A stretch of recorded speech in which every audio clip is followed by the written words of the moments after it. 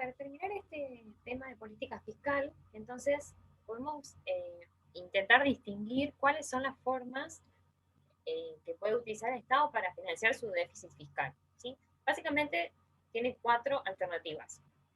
Una es la que ya vimos, ¿sí? Endeudamiento. ¿Sí? ¿Cómo lo hace? Emite en general bonos y los vende.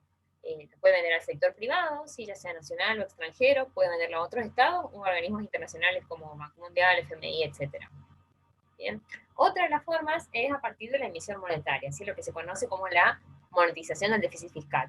¿Sí? Entonces, ¿en qué consiste esta fuente de financiamiento?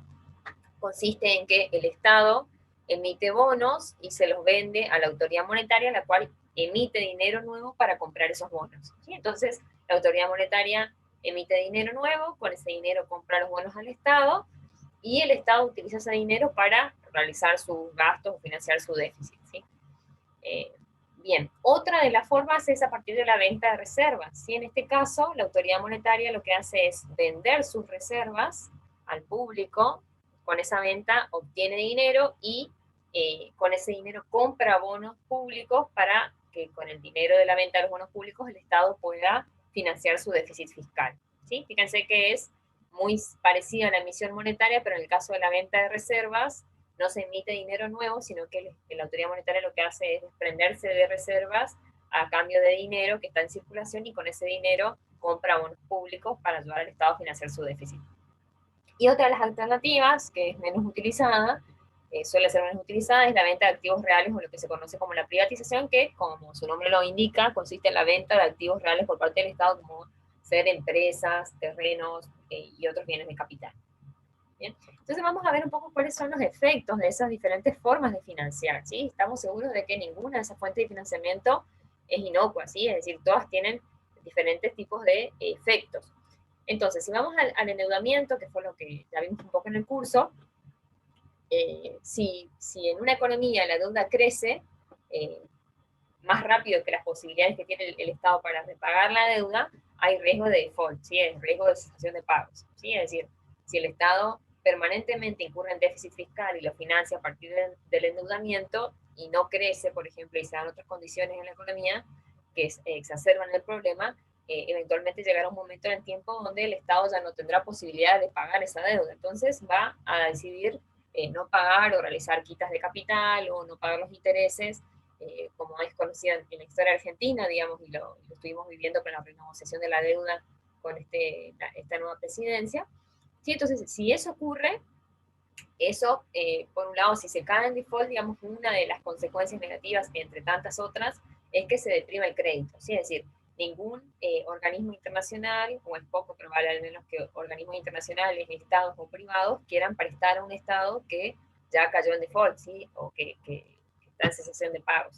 Y ese efecto negativo en el crédito al sector público se desparrama al resto de la economía, ¿sí? Es decir, va a ser más difícil que los individuos, empresarios o consumidores puedan tomar crédito en ese estado que cayó en default, ¿sí? Ya sea porque no hay dinero disponible para prestar, porque no quieren prestar porque hay desconfianza o porque el endeudamiento está excesivamente caro por el aumento de la tasa de interés por justamente la ocurrencia del default.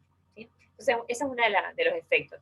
Por otro lado, si no se llega a caer en default, pero existe un ritmo acelerado de crecimiento del endeudamiento, puede ser que en la economía exista temores que ocurra el default y solamente con ese hecho, digamos, con la probabilidad de que el país defaultee, eso va a hacer que el riesgo país aumente, ¿sí? Y estamos seguros, digamos, que ese riesgo país influye en el costo del financiamiento, entonces si aumenta el riesgo país va a aumentar el costo del financiamiento y eso va a afectar negativamente al consumo y a la inversión. ¿Sí? Estos son algunos de los efectos. Bueno, eso por el lado del endeudamiento. Ahora, si consideramos a la emisión monetaria, ¿sí? El principal riesgo, como todos sabemos, es la inflación, ¿sí? Porque es dinero que la autoridad monetaria está imprimiendo, billetes y monedas nuevos, ¿sí? Que le otorga el Estado a cambio de bonos, y si crece la cantidad de dinero que hay en esa economía y no crece a la par la cantidad de bienes y servicios, ¿sí? Entonces lo más probable es que tienda a aumentar el precio de los bienes y servicios de esa economía, ¿sí? Explicado muy sencillamente. Nosotros todavía no vimos economías abiertas, pero igual creo que se va a poder entender que son diferentes los canales por los cuales afecta la emisión monetaria a economías con tipo de cambio flexible y tipo de cambio fijo. ¿Sí? Si estamos en una situación con tipo de cambio flexible, si se aumenta la oferta monetaria, ¿sí? Porque fíjense que la emisión monetaria es un aumento de la base y de la oferta monetaria, entonces se aumenta la oferta monetaria, va a tender a depreciarse el valor de la moneda, ¿sí? Si se inyectan billetes y monedas y nada más cambia en esa economía, entonces el valor de la moneda se va a depreciar, si va a caer, si encima aumentar el tipo de cambio, eso va a hacer que el precio de los bienes que son transables, es decir, que se intercambian entre diferentes estados, va a tender a aumentar, o sea, va a aumentar porque lo expresamos en términos del tipo de cambio, ¿sí? Entonces si aumenta el tipo de cambio, aumenta el precio de los bienes transables, y eso, por medio de mecanismos que todavía no vimos en el curso, pero créanme que es así, va a influir en el mercado de trabajo, ¿sí? Va a hacer que los salarios del mercado de trabajo tiendan al alza,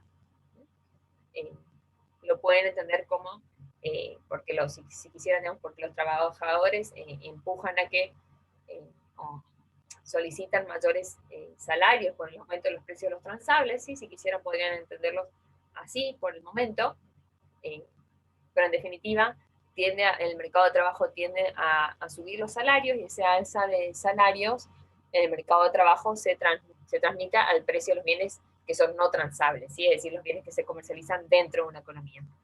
Entonces, en definitiva, fíjense que aumenta el precio de transables, aumenta el precio de no transables, y todo eso hace que aumente el nivel general del precio de la economía, es decir, que tiende a haber mayor inflación. Sí, a ver, retomo un poco este tema de los transables y no transables para ver si dejo un poco más clara la intuición, digamos. Si tiende a aumentar el tipo de cambio por la expansión monetaria, entonces el precio de los bienes que se comercialicen internacionalmente, si están expresados en términos del tipo de cambio, van a aumentar, ¿sí? Y fíjense que el índice de precios al consumidor depende del valor de los bienes que son transables y los bienes que son no transables también, ¿sí?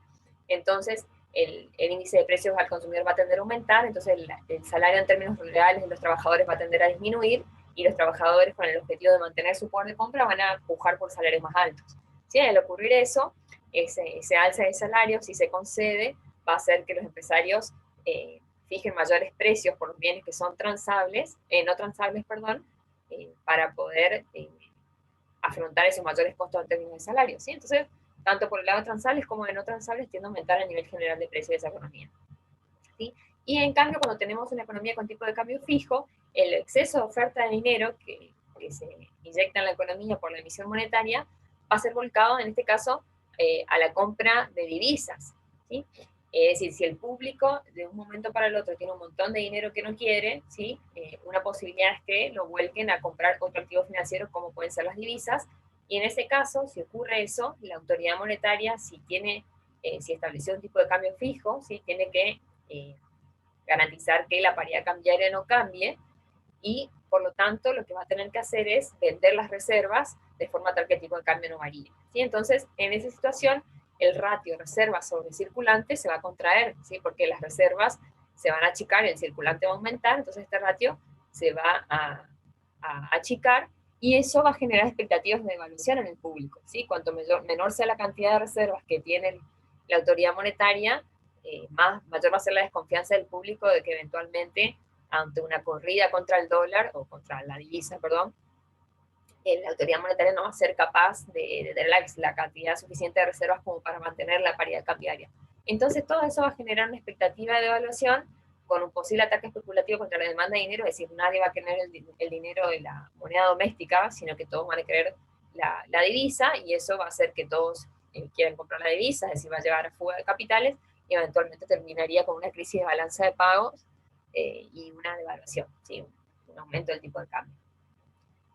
Bueno, esto no sé si va a quedar muy claro porque no vimos nada de economías abiertas, pero apelo a su intuición, perdón, de lo visto en macro 1, ¿sí? Entonces vemos que en ambos casos tenemos posibles efectos negativos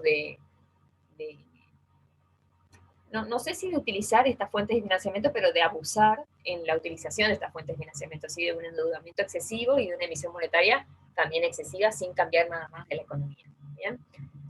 Y los efectos de la venta de reservas es que, fíjense, habíamos explicado la venta de reservas como la venta de reservas por parte de la autoridad monetaria para hacerse dinero que a su vez luego utiliza para comprar bonos públicos. Y entonces, fíjense, la venta de reservas no va a cambiar la base monetaria, sino que va a cambiar la composición. ¿Sí? Es decir, la autoridad monetaria va a pasar a tener en su activo menos reservas y más bonos públicos.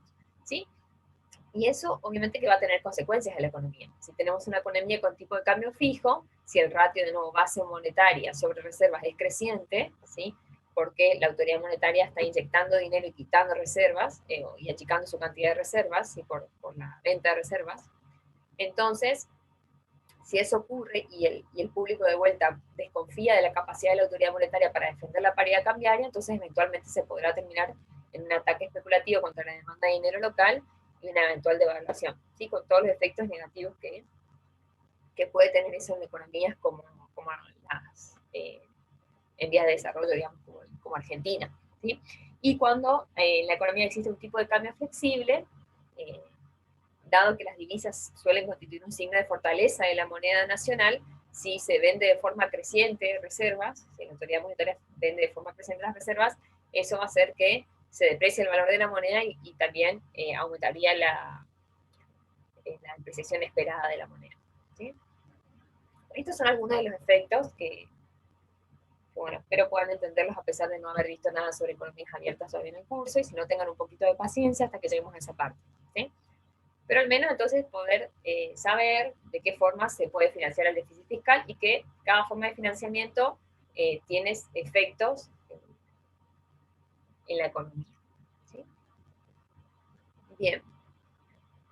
Y bueno, y otra de las consecuencias del déficit fiscal es la posibilidad de déficit gemelo. ¿Sí? Si ustedes recuerdan el modelo de las tres brechas, que vieron el macro 1, fíjense que si aumenta el déficit fiscal, ¿sí? Es cierto, se vuelve más negativa, la brecha fiscal se vuelve más negativa, y no hay ningún cambio en la brecha privada, entonces deberá existir déficit externo para poder financiar el déficit público. ¿Sí? Entonces, la posibilidad de un déficit gemelo es otra de las consecuencias negativas, si se quiere, del déficit